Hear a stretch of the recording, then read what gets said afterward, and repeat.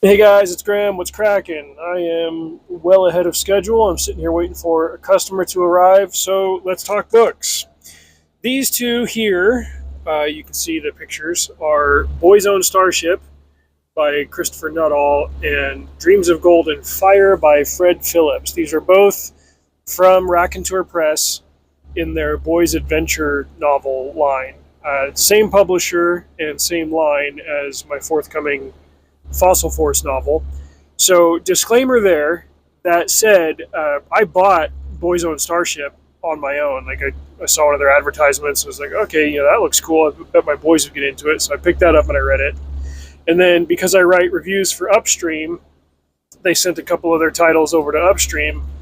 And this other one, Dreams of Gold and Fire, seemed like it could be up my alley. So I grabbed that one from them as well. They don't send us these copies and be like, hey, make sure you give us a positive review. Like, I only review stuff if I like it. So here we are. I think these two books, they have a lot of similarities, and they're both going to be good for young, reluctant readers. Among those similarities is the fact that they're short and they don't waste a whole lot of time navel gazing. I think that's part of what makes readers reluctant, because how do they know if they're going to get to the end of a 400-page book if they're going to enjoy it at all? And then, if they're not going to enjoy it, why start it? I think that's part of the calculus that makes boys not want to read a book.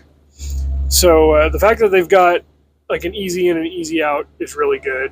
Obviously, one of them sci-fi, one of them is fantasy, and they're both about boys that have like ambitious aspirations and like they want to go achieve their big great dreams, which is cool and all. But then the story is about them kind of getting kicked in the huevos by reality and by being kind of forced to realize what they don't know. And that spoke to me as a father because I got one of my boys especially who you cannot make this kid understand that his knowledge is limited. I respect his ambition, but I keep trying to tell him, it's like, dude, the world is just gonna smack you when you get out into it. Like you've got too much confidence sometimes. And so, having stories that he can get into, but they are also about kids that try something and fail a few times before they get it right, like that's good. And it's told in an entertaining way, and it's done in an engaging setting. For Boy's Own Starship, it's set in the future. Mankind has got space stations and they've colonized other planets and stuff. The main kids, John and Eric, are, so far as they know, orphaned. Their parents owned what is effectively a space trucking company.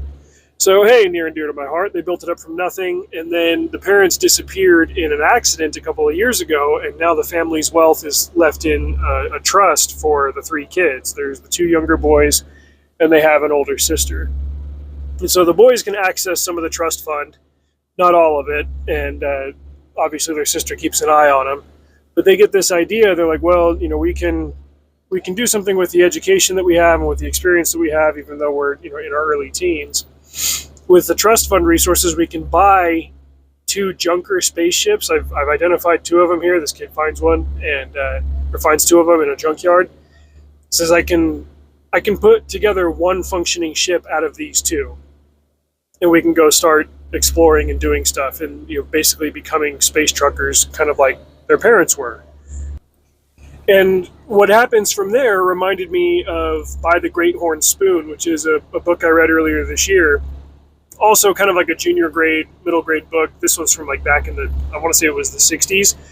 And it's about the California gold rush, the 49 gold rush to San Francisco. It was a really, really good example of a story that takes you through ups and downs. Like the kid has a success and then something backfires on him, or he has a nice windfall and then the bottom drops out. It's constant ups and downs that also walks you through a factual historical event. You get a lot of that same thing in Boy's Own Starship. Like, okay, the kids get a ship, but they are concerned about whether it can actually function, if they can trust their broker to get them a good load of cargo. Okay, cool, they get it. They go to a planet, they're a little bit too anxious to make a sale, they sign a bad contract, it comes back to bite them, they might be ruined. They find a loophole that causes other problems, they get a new load, they go out to deliver that, but then they run across a stranded cruise liner, and rule in space is kind of like the rule of the sea. Like, you're obligated to go rescue somebody if they're in trouble. And so they rescue these guys, but doing so causes their load to be late. They won't get paid. They're going to get sued. It's a lot of ups and downs. This happened, therefore that happened. That's a crucial thing, I think, for middle grade fiction, like to show cause and effect, actions and consequences. You can dress it all up in genre and everything, and you can have the kids running out and doing cool stuff. But I think one of the most beneficial thing for young readers, and especially young boys, to wrap their heads around is consequences for actions. You can't just like run off and have an adventure and everything's fine and it doesn't cost you. Like, there has to be a cost for things. And that's reflected really well in what happens in Boy's Own Starship. So, good execution there.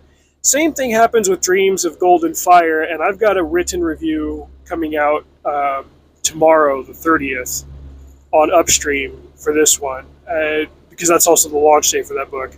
As far as the setting goes, this one is a very plain and vanilla fantasy. There's a medieval-style kingdom, there's a king, there are knights, there's a big city, there's small villages, there are goblins, there might be dragons. People don't really believe that there are any left or that they ever existed. Main character is a kid named Aaron, I think it's Aaron, but it's spelled weird.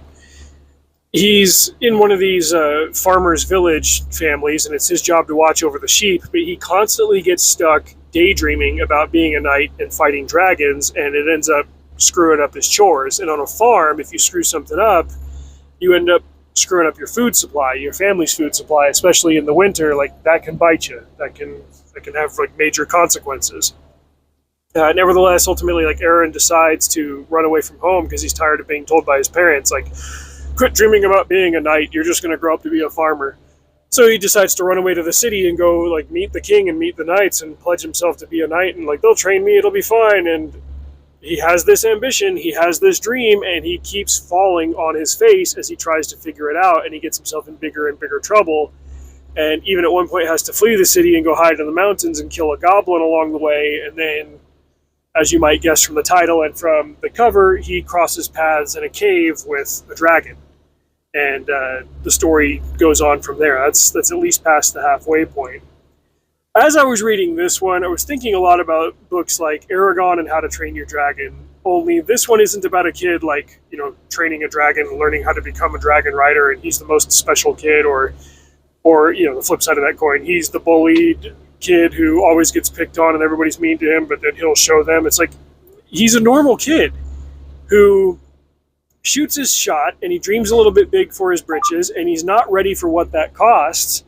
And he has to come to grips with that, and he learns as a result of his decision making.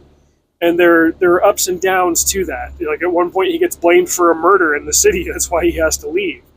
Like, okay, like this is good. And as far as like the length and the complexity of the narrative and all that, it's on par with one of Gary Paulson's Hatchet novels.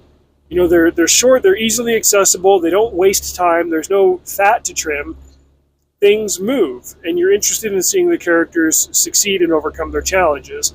At times, the writing in both of these books can be a little plain and a little bit simple, but I just chalk that up to the fact that I'm a 41-year-old man who's read 2,000 books.